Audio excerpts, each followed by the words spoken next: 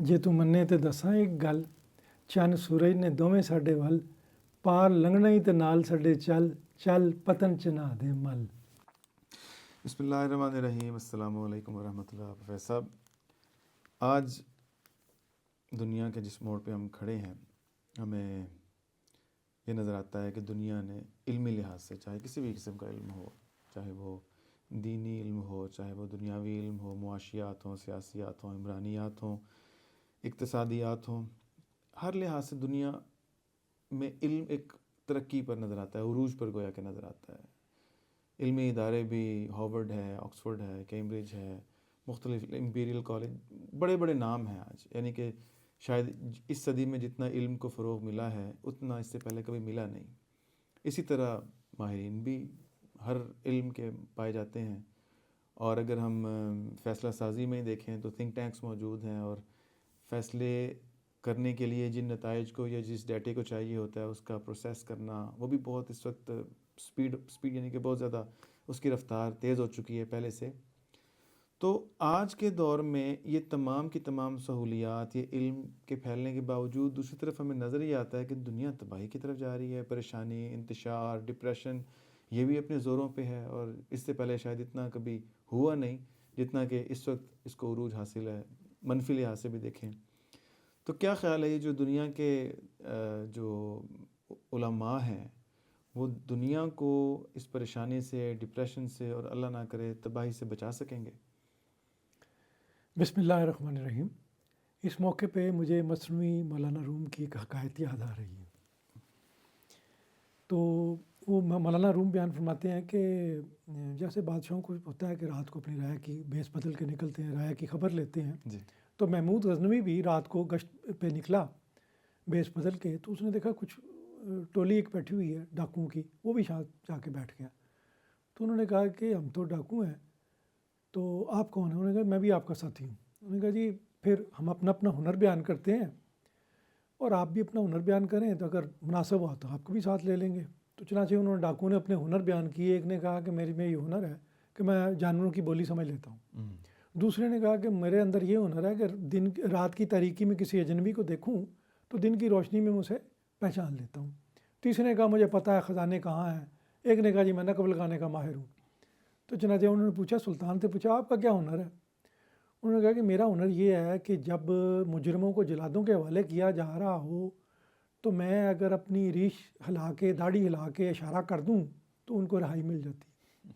चुनांचे उन्होंने कहा चलो फिर आए, रवाना हो गए, और जिसको पता था ख़जाने कहाँ हैं वो उसने रहनुमाई की, यहाँ शाही महल की तरफ चले गए। वहाँ कुछ जानवर बोले अंदर से बाहर से, तो उन्होंने पूछा क्या कह रहे हैं? उन्होंने कहा ये बाहर वाले अंदर वालों को कह रहे हैं, क्यों नहीं बोलते, यहाँ तो डाका पड़ने वाला। तो कह रहे हैं मालिक साथ हैं, हमें क्या ज़रूरत पड़ी है। तो चुनांचे जिसने को महारत थी उसने वो लगाई, नकब लगाई, ख़जाना लूटा और उसके बाद लूट के रवाना हुए। सुल्तान भी उनके साथ रहा, तो फिर उनका ठिकाना मालूम करके अलग हो गया। सुबह के वक्त सुल्तान ने अपने सिपाहियों को भेजा कि वहाँ से जाके पकड़ लें।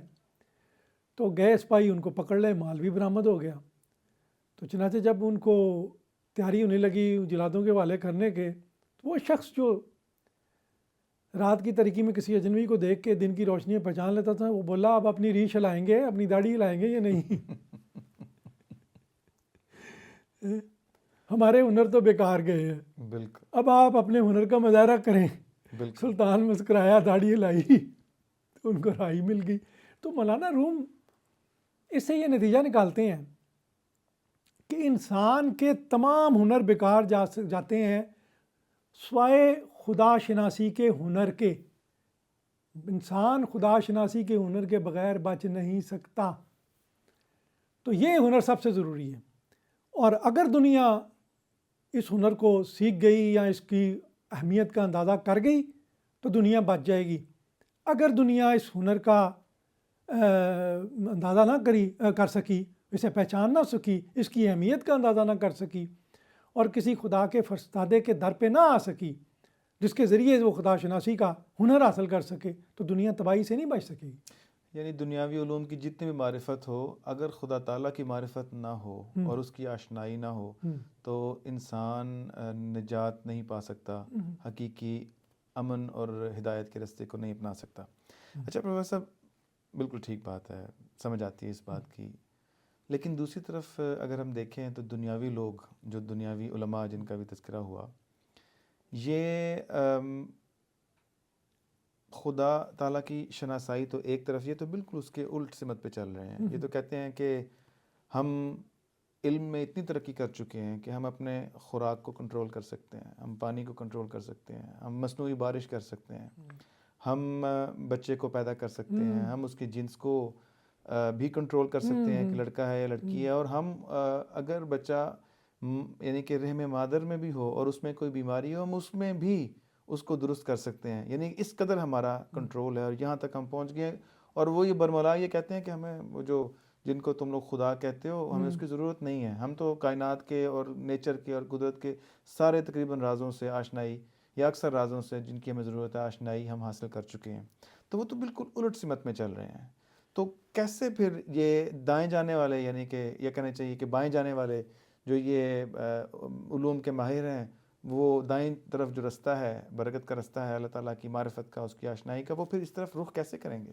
دیکھیں، انسان کائنات پہ، نیچر پہ کنٹرول حاصل کرنے میں کامیاب ہو گیا، کیا اپنے آپ پہ بھی کنٹرول کرنے میں کامیاب ہو گیا ہے؟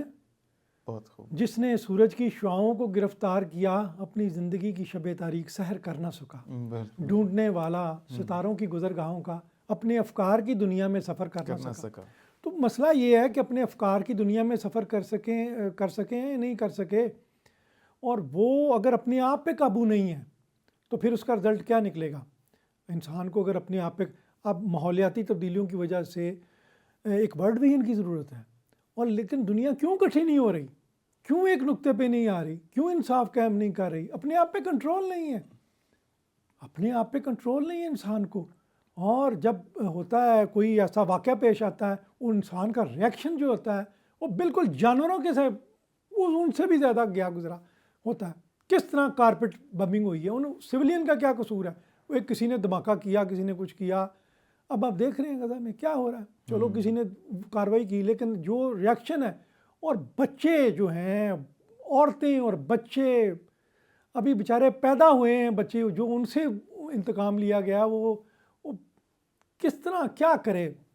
کب ٹھہرے گا درد ہے دل؟ کب رات بسر ہوگی؟ تو کس طرح یہ ہوگا علاج؟ یہ جو دنیا میں ہم دیکھ رہے ہیں، یہ کس طرح اس کا علاج ہو سکتا ہے؟ یعنی کہ کیا ہم یہ کہہ سکتے ہیں کہ اگر دنیا یہ کہتی ہے کہ ہمیں خدا کی ضرورت نہیں ہے، علوم ہی ہمارے لیے کافی ہیں، تو اس کا نتیجہ تو یہ ہونا چاہیے تھا کہ دنیا ایک بہتر جگہ ہوتی، بیٹر پلیس بن چکی ہوتی رہنے کے لیے، زندہ رہنے کے لیے، اور انسان ایک بہتر معاشرے میں ہوتا. لیکن جو حقائق ہیں، زمینی حقائق، وہ اس کے برعکس تصویر دکھا رہے ہیں. وہ اگر اپنے علم پہ بنیاد بنا کر دنیا کو چلانا چاہ رہے ہیں تو وہ دنیا کو خراب سے خراب تر اور بد سے بدتر بناتے چلے جا رہے ہیں. جیسے کہ آپ نے فرمایا کہ ان کا ریئیکشن جو ہے وہ ان کے کنٹرول میں نہیں ہوتا، ان کے پاس کوئی ضابطۂ حیات نہیں ہے کہ کس وقت میں کیا کرنا ہے. کوئی تعلیم ایسی نہیں ہے جس کو بنیاد بنا کر وہ بہتر فیصلہ کر سکیں. نہیں، آپ مجھے یہ بتائیں، جب عراق پہ وہ کارپیٹ بمنگ، ان کا اتنا علم تھا، انہوں نے کارپیٹ بمنگ کی، سویلین بچوں کو حشر کر دیا. انہوں نے بعد میں کہا جب غلط فہمی ہوئی تھی. اب کدھر گیا تھا علم ان کا؟ سوال یہ ہے، آپ تو بڑے عالم ہیں، آپ کو ایک چیز کا پتہ ہے، آپ نے ہلاک کرنے سے پہلے لوگوں کو جس ظالمانہ طریقے سے مارا ہے، اس کے بعد آپ نے اتنا ہی کہا جی مجھ سے غلط فہمی ہو گئی تھی. تو اتنی آپ کی یعنی ہے، اس کا مطلب ہے کہ آپ کو یہ اس کا اندازہ نہیں تھا کہ یہ ہوا یا نہیں ہوا. آپ نے صرف ریئیکشن دیا، جانوروں کی طرح ریئیکشن دیا، انسانوں کی طرح ریئیکشن نہیں دیا کہ آدمی کوئی تحقیق کرتا ہے، کوئی بات سوچتا ہے، سوچ سمجھ کے قدم اٹھتا. اسی طرح ہر جگہ کوئی آپ کریں گے، اگلا ایسا ریئیکشن دے گا جو خوفناک ہوگا انسانیت کی. آپ ایٹمی ہتھیار پاس ہیں، اگر کوئی ایسا خدا نہ خواستہ واقعہ پیش آ گیا، کوئی جنگ ہوگی، اس کا کوئی اس کے بعد تو انسانیت کی تباہی ہے. بالکل صحیح بات ہے. وہ پیشگوئیاں جو جنگوں کے بارے میں، جو عذابوں کے بارے میں موجود ہیں، وہ پوری ہو کے رہیں گی. تو پھر پروفیسر، پھر کیسے یہ دنیا پھر اس طرف جائے گی، آشنائی کی طرف، اللہ تعالیٰ کی ذات کو پہچاننے کی طرف؟ کیسے پھر وہ توجہ کرے گی، اور کیسے کرے؟ تباہی سے پہلے کس طرح ممکن ہے کہ بچت ہو جائے کسی طرح؟ دیکھیں، بات یہ ہے کہ انسان کی جو جنگیں اور لڑائی فساد ہوتا ہے، یہ اکنامک جو ہوتے ہیں کرائسس آتے ہیں، وشیس سرکل آتا ہے. اب میں بعض ہسٹورین کی میں نے پڑھا، شاید ٹائم بھی کا میں نے پڑھا ہے، اس نے کہا کہ یہ جو اکنامک وشیس سرکل ہوتا ہے اس کی جڑیں انسانی نفسیات میں ہیں، فطرت میں ہیں۔ کیوں؟ دیکھیں اسے جس چیز کی تلاش ہے، اور یہ کیوں ہے کہ اس میں انسانی فطرت میں ایک گواہی موجود ہے، ایک شہادت موجود ہے، الستو بربکم قالوا بلی۔ بالکل۔ اب یہ جب تک اس کو یہ سیٹسفیکشن نہیں ملتی، اس کا حل جو ہے وہ تلاش میں رہے گا اسے سب سہولتیں دے دیں، لیکن وہ کوئی نہ کوئی اس کے اسی بچے کی طرح جو ماں سے بچھڑا ہوا ہے، اس کا ریاکشن جو ہے بڑا خوفناک ہوگا۔ جب بچہ جو ہے نا، جب اسے یاد آئے گی ماں، سارے کھلونے اس کے لیے بیکار ہو جائیں گے، اور وہ لہٰذا اس طرح جب تک اس کا پتہ انسان کو نہیں ملتا، اس کا خبر انسان کو نہیں۔ اس وقت جو سوشلزم کا زوال ہوا ہے، سوشلزم میں یہ تھا کہ ایک ورلڈ ویژن، دنیا کے تمام مزدور ایک تھے، یعنی امریکہ کا بھی، برطانیہ کا بھی، رشیا کا بھی، سمجھتے تھے ہم ایک ہیں۔ اور جب رشیا میں کمیونزم آ رہا تھا تو یہاں امداد بھیجی جانے لگی ان کو، کمیونزم کے خلاف رشیا کو، تو یہاں کے مزدوروں نے وہ مال جو ہے شپ پہ لوڈ کرنے سے انکار کر دیا۔ 1920 میں غالباً انہوں نے انکار کر دیا۔ تو اس کا مطلب، لیکن اب وہ جب وہ ایک ورڈ جو تھا، ایک برادری بنی ہوئی تھی، وہ ختم ہو گئی ہے۔ اب کیسے وہ تعلق بنے؟ اب یہ اس ویکیوم کو کبھی تو رائٹسٹ، کبھی ہندواتما کے نام پہ، کبھی جو ہے وہ قوموں کے نام، نیشنلزم کے نام پہ، رائٹسٹ کے نام پہ، اور سپیریئر ریس کے نام پہ اس کو فل کرنے کی کوشش کی گئی ہے۔ اور اس طرح تو دنیا کو ٹکڑوں میں بانٹا جا رہا ہے، اور جب تک کوئی ایسی تھیوری، ایسا ویژن نہیں آتا جو سب کو یونائٹ کر دے، اس کے بغیر یہ ممکن نہیں ہے، صلح ممکن نہیں ہے۔ جب کوئی ورلڈ ویژن نہیں ہوا، اور جو آپ کی روح کو تسکین دے سکے، آپ کا دل گواہی دے سکے میرا پیا گھر آیا۔ اچھا، یعنی ہم جیسے آپ فرما رہے ہیں، یہ کہہ سکتے ہیں کہ جو رشیا کا جو ان کی سٹیٹس جو ختم ہوئی ہیں، کمیونزم کا جو بیسیکلی زوال آیا ہے، اس کے بعد دنیا میں جو نظریاتی توازن ہے وہ عدم توازن پیدا ہو گیا، نظریاتی توازن ختم ہو گیا، اور جو ایک پاور ہے وہ گویا کہ دندناتی پھرتی ہے، اس کا جو دل کرتا ہے وہ کرتی ہے، لیکن اس کے بالمقابل بھی دنیا کی ضرورت ہے کہ کوئی نہ کوئی توازن پیدا کرنے کے لیے کوئی نظریہ آئے، اور اس کے لیے کبھی وہ رائٹسٹ آ جاتے ہیں، کبھی وہ ہندوتوا کی آواز آ جاتی ہے، کبھی وہ جس طرح گیٹ ولڈرز ہے یہاں پہ نیدرلینڈ میں، جس کے 10 سال پہلے کہتے تھے اس کو تو ایک ووٹ نہیں ملنا، اور اب وہ واضح اکثریت لے گیا، اور بہت ساری ایسی باتیں، یعنی کہ دنیا جیسے آپ فرما رہے ہیں کہ اپنے خدا کو کسی نہ کسی طرح ڈھونڈ رہی ہے، لیکن اس کو ڈھونڈ رہی ہے۔ اب نظریے آئے ہیں، لبرل ڈیموکریسی ہے، فری اکانومی ہے، تو اس طرح کے جو ہیومن رائٹس ہیں، یہ نظریے آئے ہیں، لیکن وہ ان کے جڑ نہیں پکڑ رہے کہ تاکہ اس کی بیس بنا کے وہ اس کو مزید دنیا کو یونائٹ کر سکیں۔ اور دنیا ابھی یہی ہے کہ وہ اپنے ریشزم کے نام پہ، قومیت کے نام پہ، نسلی برتری کے نام پہ اس طرح وہ اکٹھے ہو رہے ہیں۔ ان کو پالیٹیشنوں کو بڑی پذیرائی ملتی ہے، جو کہتے ہیں ہمارا ملک بہتر ہے، ہماری نسل بہتر ہے، ان کو بڑی پذیرائی ملتی ہے۔ اچھا پروفیسر، پھر اب سوال یہ پیدا ہوتا ہے کہ یہ دنیا تو پھر خدا تعالیٰ کی ہے نا، خدا تعالیٰ نے اس دنیا کو پیدا کیا، انسان سارے برابر ہیں، جیسا کہ حضرت مسلم صاحب نے لکھا ہے کہ خدا تعالیٰ جیسا کہ مغرب کے لوگوں کا ہے ویسا کہ مشرق کے لوگوں کا بھی ہے، وہاں پہ بھی بارش ہوتی ہے، قوانین قدرت سب کے لیے برابر ہے، جو محنت کرتا ہے وہ اس کو پھر پا لیتا ہے، اس کا نتائج حاصل کر لیتا ہے۔ تو کیا خدا تعالیٰ نے انسان کی اس بارے میں کسی اپنے پیارے کے ذریعے کو رہنمائی بھی فرما رہی ہے؟ دیکھیں، میں کہتا ہوں بیسٹ حضرت مسیح موعود علیہ السلام نے 1908 میں پیغام صلح کتاب جو ہے تصنیف فرمائی ہے، اور میں سمجھتا ہوں کہ جو پولیٹیکل مسئلے تھے، روحانی مسئلے تو جو انہوں نے حضور علیہ السلام نے جو حل فرمایا ہے، لیکن جو پولیٹیکل مسئلے کے لیے جو گائیڈ لائن آپ نے دی ہے، وہ اگر کاش اس وقت اس کی ریئلائزیشن آپ نے فرمایا۔ اچھا آپ دیکھیں، یہ کہا یہ جاتا ہے کہ سوشلزم کے زوال کے بعد جو فالٹ لائنز ہیں وہ سویلائزیشنل ہیں۔ اب یہ جنگیں جو ہیں وہ سویلائزیشنل اور کلچرل بیس پہ ہوں گی، یہ فالٹ لائنز ہیں۔ اب وہ نہیں ہے، اب یہ ہے کہ ایک کلچر دوسرے کلچر، سویلائزیشن دوسرے کلچر کے، کلیش آف سویلائزیشن ہے۔ اب کلیش آف سویلائزیشن کے لیے حضرت مسیح موعود علیہ الصلوۃ والسلام نے جب یہ فرمایا کہ دیکھیں خدا کی ربوبیت، خدا کے اخلاق کو اگر ہم فالو کرتے ہیں کہ تمام انسانیت ایک ہے، کوئی میری سویلائزیشن زیادہ نہیں ہے، کوئی اس کی کم نہیں ہے، اللہ تعالیٰ نے ہر ایک پہ مہربانی کی ہے، ہر کوئی اللہ کی مخلوق ہے، اللہ نے کتابیں بھیجی ہیں، اللہ نے نبی بھیجے ہیں اور ہر ایک کے پاس ہے، آؤ آپ آپس میں صلح کر لیتے ہیں۔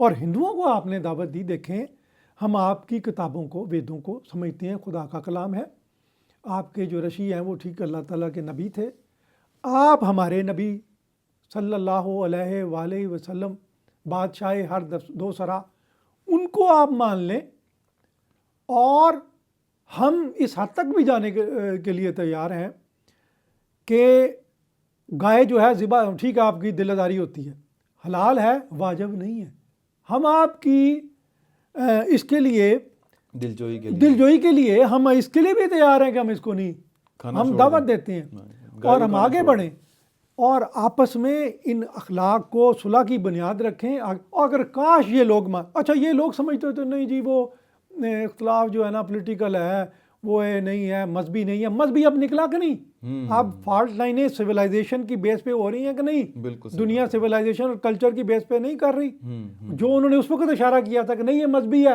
بالکل انہوں نے واضح طور پہ فرمایا تھا کہ یہ پولیٹیکل نہیں ہے، یہ پولیٹیکل نہیں ہے، یہ مذہبی اختلاف ہے۔ میں دیکھیں میں وہ قائد اعظم کی بات ہو رہی تھی شیخ عبداللہ سے، اور قائد اعظم انہیں کہہ رہے تھے کہ یہ 45-46 کی بات ہے کہ انہیں کہہ رہے تھے کہ آپ جو ہیں مسلم لیگ کے ساتھ شامل ہیں، آپ ان کے کانگریس کے ساتھ نہ جائیں، تو شیخ عبداللہ انہیں قائل کرنے کی کوشش کر رہے تھے، تو وہ قائد اعظم کہتے ہیں کہ میں کھانا کھا رہا تھا اپنی وائف کے ساتھ، تو مدن موہن مالویہ ایک ہندوؤں کا ممتاز لیڈر ملنے کے لیے آ گیا، تو میں نے انہیں دعوت دی کھانے کے لیے، میز پہ بیٹھے، انہوں نے کہا نہیں میں آپ کے ساتھ نہیں بیٹھ سکتا کیونکہ میرے چھوت چھات کی وجہ سے میں آپ کے ساتھ، تو قائد اعظم نے ان کے کہا کہ آپ دوسرے ٹیبل پہ بیٹھ جائیں، انہوں نے کہا مسئلہ یہ ہے کہ کلین ایک بچھی ہوئی نا، چھوت اس کلین سے ذریعے میرے تک پہنچ جائے گی، تو انہوں نے کہا کلین اٹھوا دیتے ہیں، اٹھوا کے تو پھر انہیں وہاں بٹھایا گیا اور دودھ اور پھل پیش کیا گیا۔ اب قائد اعظم نے کہا کہ جن کے دل میں یہ خیال ہے، اب ان سے ہم کیسے انصاف کی توقع رکھ سکتے ہیں کہ ہمارے ساتھ انصاف کریں گے؟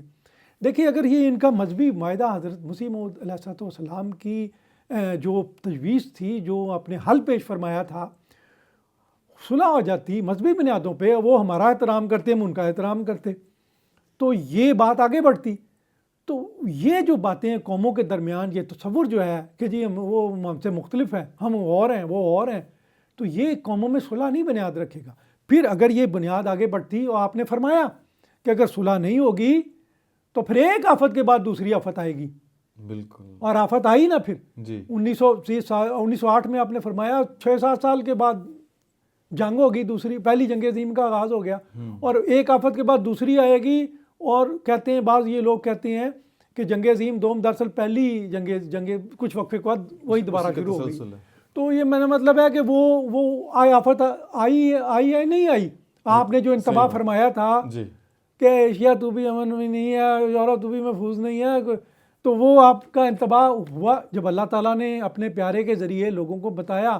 آپ نے حالانکہ 1907 میں یہ چل کہہ رہا تھا یہ جو قوموں کے درمیان جو ہے نا، تہذیبوں کے درمیان جو ترقی کا باہمی ترقی کا عمل ہے، جو یہ تو سال با سال اور ماہ بہ ماہ فروغ پا رہا ہے، وہ تو دیکھ رہے تھے جی بڑے بڑے بڑے کام جا رہے، صحیح ہے، خیر ہی خیر ہے ہر طرف، لیکن اس وقت تو کوئی اندازہ نہیں کر رہا سکتا، لیکن اللہ میاں کے پیارے نے جب بات بتائی، دیکھیں انہوں نے پھر یہی فرمایا کہ دنیا میں نبی آئے ہیں ٹھیک ہے، لیکن سب نبی کا جو فیض ہے بند ہو گیا ہے، حضرت صلی اللہ علیہ وآلہ وسلم کا فیض، وہ زندہ نبی ہیں، میں جو کچھ کہہ رہا ہوں انہیں کا میسج ہے، بالکل وہ رحمت العالمین ہے، ہم بنیاد رکھتے ہیں، ہم آپ جو کلمہ ہمارے دن مشترک ہو ہم کرتے ہیں، بیٹھتے ہیں اکٹھے، اور مذہبی اختلاف کی بنیاد پہ یعنی یہ نہیں کہ ہم تعاون نہیں کر سکتے، ہمیں جو چیزیں مشترک ہیں سب اللہ تعالیٰ کی مخلوق ہیں، اور سب پہ اللہ تعالیٰ نے نبی بھیجے ہیں، سب کے پاس اللہ تعالیٰ کا میسج، اللہ کو سب پیارے ہیں، آؤ اس بنیاد پہ صلح کرتے ہیں، اور اللہ تعالیٰ کے جو اخلاق ہیں ان کو اپناتے ہیں،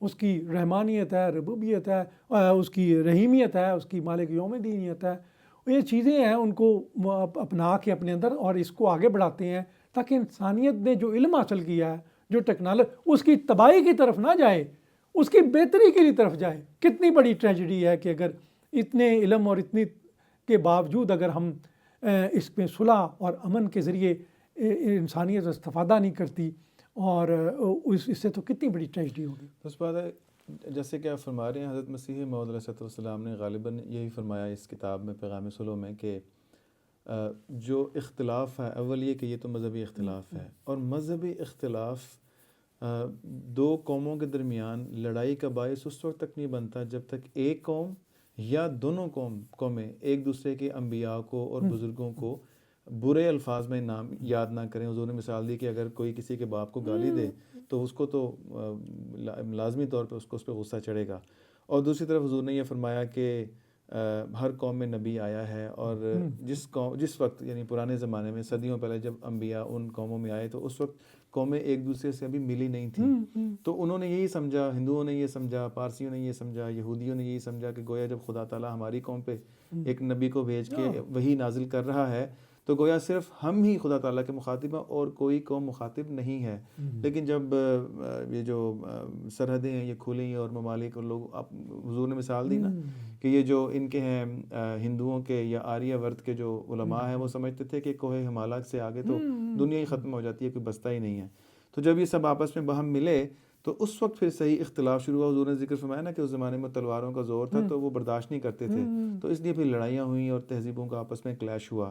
لیکن نبی کریم صلی اللہ علیہ وسلم کے اوپر جو اللہ تعالیٰ نے الہام نازل فرمایا اس میں جو فرمایا کہ لا نفرق بین احد منہم ونحن لہ مسلمون، کہ اللہ تعالیٰ نے وَإِن مِّن أُمَّةٍ إِلَّا خَلَا فِيهَا نذیر، کہ کوئی امت ایسی نہیں جس میں صرف اسلام ہے جو اس چیز کو تسلیم کرتا ہے کہ دنیا کی ہر امت میں اللہ تعالیٰ نے انبیاء بھیجے ہیں. اور ساتھ یہ بھی فرماتا ہے کہ ہم ان میں سے کسی نبی کو ہم یعنی کہ فرق نہیں کرتے ان میں، اور ان پہ وَنَحْنُ لَهُ مُسْلِمُونَ، ہم ان پہ ایمان لاتے ہیں، ان پہ مانتے ہیں ہر نبی کو. تو اس بات پہ اچھا جو آپ الفاظ آپ نے بڑے حضور کے بڑے تاریخی الفاظ ہیں، میں وہ ناظرین کے لیے وہ کتاب سے پڑھ دینا چاہتا ہوں جو آپ نے فرمایا کہ ایسے نازک وقت میں یہ راکم آپ کو صلح کے لیے بلاتا ہے جبکہ دونوں کو صلح کی بہت ضرورت ہے. دنیا پر طرح طرح کے ابتلا نازل ہو رہے ہیں، زلزلے آ رہے ہیں، قحط پڑ رہا ہے، اور طاعون نے بھی ابھی پیچھا نہیں چھوڑا. اور جو کچھ خدا نے مجھے خبر دی ہے وہ بھی یہی ہے، اور جو کچھ خدا نے مجھے خبر دی ہے وہ بھی یہی ہے کہ اگر دنیا اپنی بدعملی سے باز نہیں آئے گی اور برے کاموں سے توبہ نہیں کرے گی تو دنیا پر سخت سخت بلائیں آئیں گی، اور ایک بلا ابھی بس نہیں کرے گی کہ دوسری بلا ظاہر ہو جائے گی. آخر انسان نہایت تنگ ہو جائیں گے کہ یہ کیا ہونے والا ہے، اور بہتری مصیبتوں کے بیچ میں آ کر دیوانوں کی طرح ہو جائیں گے. یہ بہت ہی حضور کے یہ بڑی وارننگ دینے والے. میں کہتا ہوں یہ حضور کی جو علیہ السلام کی جو بات ہے، دیکھیں ٹائنبی نے جو کہا ہے، اس نے 26 تہذیبوں کا مطالعہ کیا ہے، غور سے مطالعہ کیا.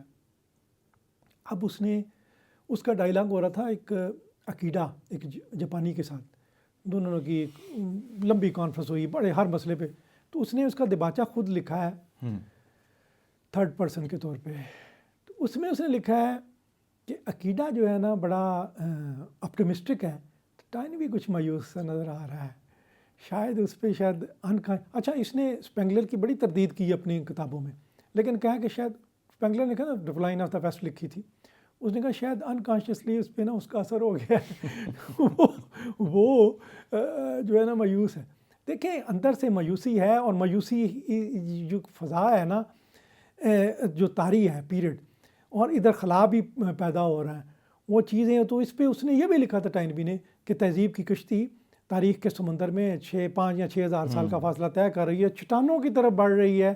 اس سے چکر سرکم نیویگیٹ کر کے نکل جانا کشتی چلانے والے کے بس میں نہیں ہے.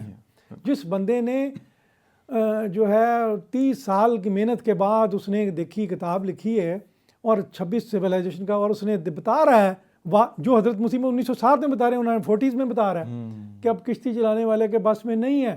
یہ بات جب تک ریئلائز نہیں کرتے، اس سے اوپر نہیں اٹھتے. دیکھیں ہر ایک جو فطرت ہے اس میں ایک شہادت ہے نا، الستو بربکم قالوا بلا کی شہادت ہے.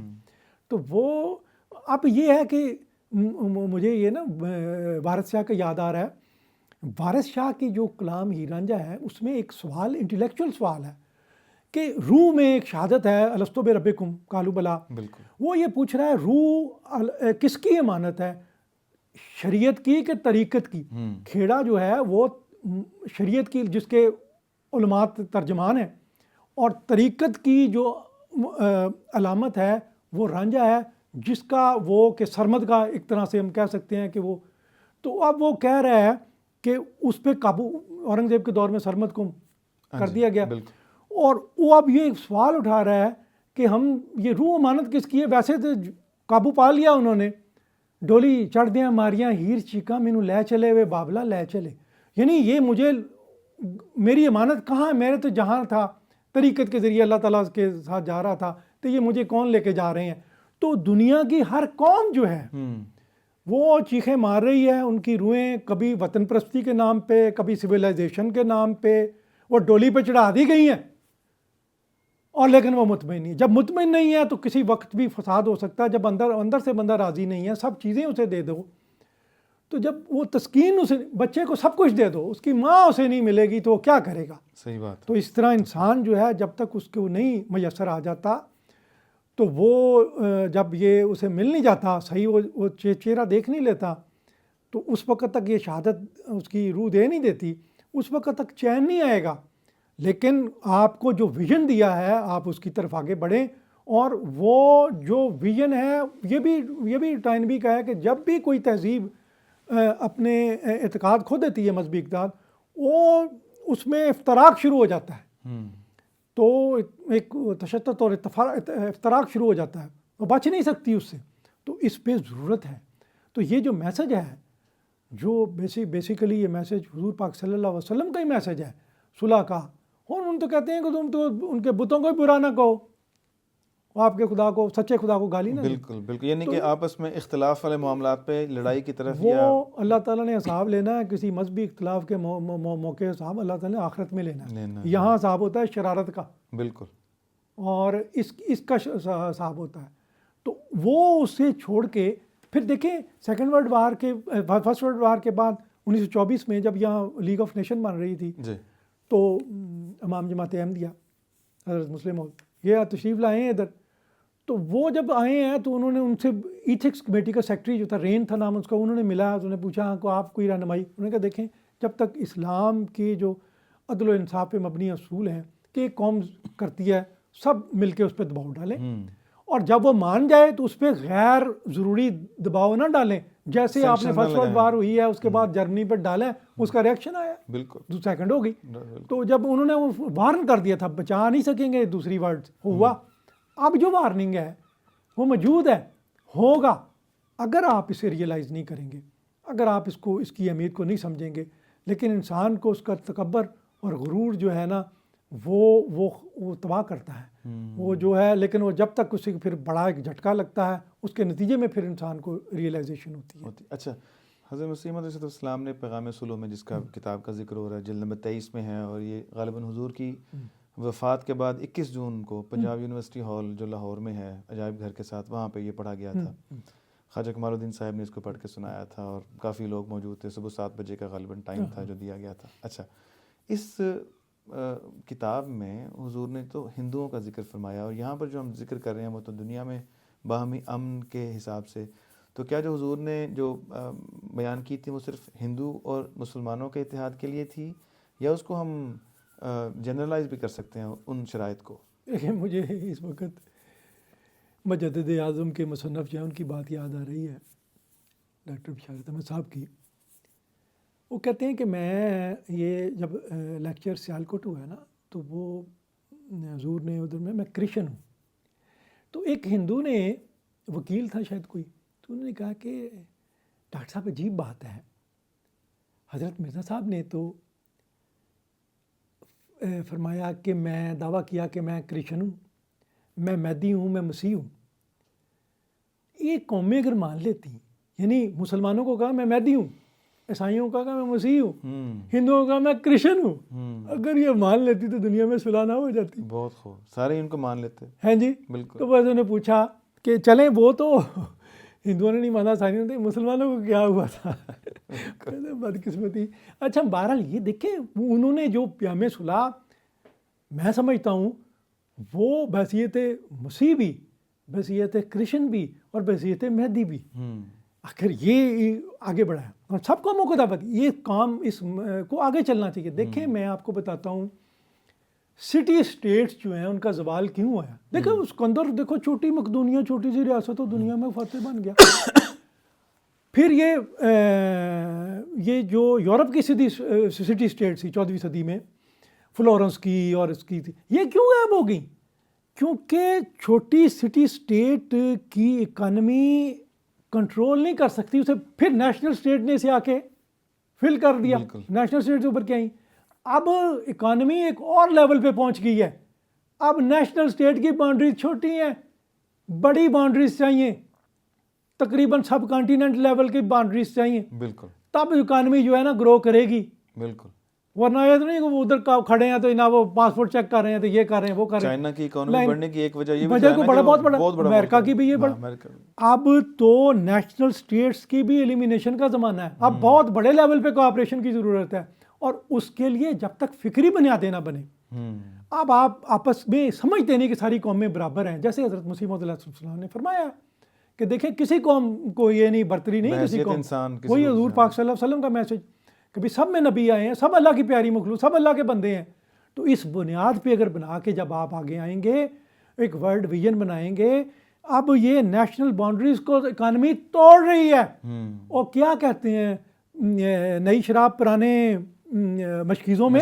اور کیا ہوگا نئی شراب پرانے مشکیزے میں ڈال دیں تو مشکیزہ پھٹ جاتا ہے. بالکل. وہ برداشت نہیں کر سکتا. دا سیم وے اکانومی کا جو ترقی کا لیول اس تو پہنچا. اب انڈیا پاکستان کے درمیان ایک ان نیچرل باؤنڈری ہے نا، وہ اگر اس کی سافٹ بارڈر ان کی صلح ہو تو وہ بھی چائنا کے لیول پہ راستے پہ گامزن ہو جانا تھا اس نے بڑی تیزی سے ترقی کرتے ہوئے. تو یہ جو ترقی ہے بن رہا ہے نیچے اور اوپر سے ویژن کی. تو ہمارے پاس یہ میسج ہے بحیثیت حضور پاک صلی اللہ علیہ وسلم کا ہی میسج ہے. ہم نے اس زمانے میں اس کی انٹرپریٹیشن جو سچی انٹرپریٹیشن تھی وہ کر کے بتا دی ہے. بعض لوگ چلے ہیں ہسٹری کو، اسلامک ہسٹری کو ری ایبلیٹیٹ کرنے تلوار لے کے، اور وہ استعمال ہوئے ہیں بڑی طاقتوں کی جنگ میں. انہوں نے کہا جی جہاں جی جہاز، انہوں نے کبھی رشیا کے خلاف استعمال کیا ہے، کبھی رشیا نے ان کو امریکہ کے خلاف استعمال کیا ہے. آپ دیکھ رہے تھے مرسنری بن گئے ہیں. بالکل. اور وہ اسلام کا نام بھی وہ کر رہے ہیں، ان کی تعلیمات پہ بھی دھبا لگا رہے ہیں. اس طرح کے بن کے اس کا حل بھی کوئی نہیں کر رہا. اب دیکھیں کچھ مرسنری انہوں نے تیار کیے تو رشیا پہ اٹیک کروا دیا. وہ رشیا ان پہ ان پہ. اور یہ درمیان میں اس طرح بنے ہوئے ہیں، مطلب کوئی ان کو جانوروں کی طرح استعمال کیا جا رہا ہے. بالکل. یعنی کہ تو یہ اورینٹیشن کوئی نہیں ان کی، کیونکہ انٹرپریٹیشن کے پاس صحیح نہیں. جی لا یمسہ الا المطہرون. بالکل. تو مطہرون جب تک نہیں اس کی انٹرپریٹیشن کرے گا اور نہیں پتہ چلے گا، تو مطہرون جب تک نہیں بتائیں گے کہ بھئی کیا انٹرپریٹیشن ہے کس طرح، اور وہ نہیں بتائیں گے وہ ان سائٹ جو انہیں خدا تعالیٰ سے بصیرت حاصل ہوتی ہے اس کی روشنی میں اگر دنیا نے اسے ریئلائز کر لیا اور سمجھ گئی صلح کے لیے، تو دنیا میں اور ہم سے سمجھتے ہیں کہ وہ جو دعا کی تاثیر جو ہے وہ آب و آتش سے بڑھ کے ہے، اور دوسرے اسباب سے بڑھ کر ہم دعاؤں سے کام لیں گے انشاءاللہ تعالیٰ، جیسے حضور ید اللہ تعالیٰ بن نصر الدین نے ارشاد فرمایا ہے. اور دوسرا کہ دنیا ریئلائز کرے، ان تک یہ میسج پہنچائیں گے، اور ہم وہ آئیں نہ آئیں جمی ہے نگاہیں. بالکل. اچھا یہ تو بات ہو رہی ہے دنیا کی باہمی اتفاق کی کہ اگر مختلف مذاہب ہیں، جیسے کہ حضور نے جہاں تک خاکسار کا اندازہ ہے کہ یہ جو ہندو اور مسلمان اتفاق کا ذکر کیا ہے یہ تو ایک ٹیسٹ کیس کے طور پہ ہے. بیسیکلی تو کوئی بھی مذہب ہو، کوئی بھی قوم ہو، ہر ایک کے لیے بنیادی اصول بیان کر دیا گیا کہ اگر آپ ایک دوسرے کو گالی دینا، جو کسی کے بزرگوں کو برا بھلا کہنا چھوڑ دیں اور وہاں مل کر رہنا شروع کر دیں، تو وہ اس میں اور جو قربانی دی جا سکتی ہے جائز ہو، جو کہ کسی کا احترام، کسی کے جذبات کا احترام، اکٹھے ہو جائیں گے. اچھا سوال یہ ہے پروفیسر کہ کیا یہ تو ان کا ذکر ہے جن کی کتابیں الگ، جن کے نبی الگ، جن کے رسول الگ. اب مسلم امہ دنیا کی دوسری بڑی اکثریت ہے انسانوں میں، تو کیا مسلم امہ کے باہمی اتفاق کے لیے بھی ہمیں اسی جو چھوٹی سی کتاب ہے چند صفحوں کی اس میں کوئی سبق ملتا ہے؟ اب ان کا تو رسول بھی ہے، دیکھیں جب دوسرے مذاہب کے درمیان، دوسری تہذیبوں کے درمیان تعاون ہو سکتا ہے تو آپس میں ہم کیوں تعاون نہیں کر سکتے؟ حضرت مسیح موعود علیہ السلام نے فرمایا تھا کہ اگر آپ دیکھیں کہ میری چیز جو ہے شریعت کے آپ مخالف پائیں، قرآن کے مخالف پائیں، آپ اسے پھینک دیں. میری کتاب، میری بات جو ہے شریعت کے مطابق ہے، حضرت صلی اللہ علیہ وسلم کی تعلیم کے مطابق ہے، میں تو انہی کی بات کر رہا ہوں نا. دیکھیں وہ بات یہ ہمارا کسی چیز پہ اتفاق ہے، خود اللہ تعالیٰ کے پاک کلام پہ، حضرت صلی اللہ علیہ وسلم پہ ایک انٹرپریٹیشن ہے نا. ایک آپ انٹرپریٹیشن کرتے ہیں، ہم انٹرپریٹیشن کرتے ہیں. وہ تو علمی اختلاف علمی اختلاف ہے نا، انٹرپریٹیشن کے اختلاف پہ تو نہیں ہو سکتا نا. کوئی تعویل کر رہا ہے تو اس پہ تو کچھ نہیں کر. تو یہ بات سمجھنے والی ہے. مجھے آج تک یاد ہے کہ ایک دیوبند کے اسکالر مولانا عبید اللہ سندھی تھے، وہ 1914 میں افغانستان گئے تاکہ وہاں سے فرسٹ ورلڈ وار کے موقع پہ جہاد کا آغاز کیا جائے، اور انہوں نے بڑے پروگرام بنائے جہاد کے. دیوبند مدرسے اسکول آف تھاٹ سے متاثر تھے. لیکن بعد میں جب ان کے ایکسپوز ہوئے انٹرنیشنل ڈائنامکس کے، پھر رشیا گئے، وہاں دیکھا یہ انقلاب آ رہا ہے. پھر ترکی آئے، وہاں دیکھا. پھر سعودی عرب 13 سال رہے. انہوں نے بڑی چینج پیدا ہوئی.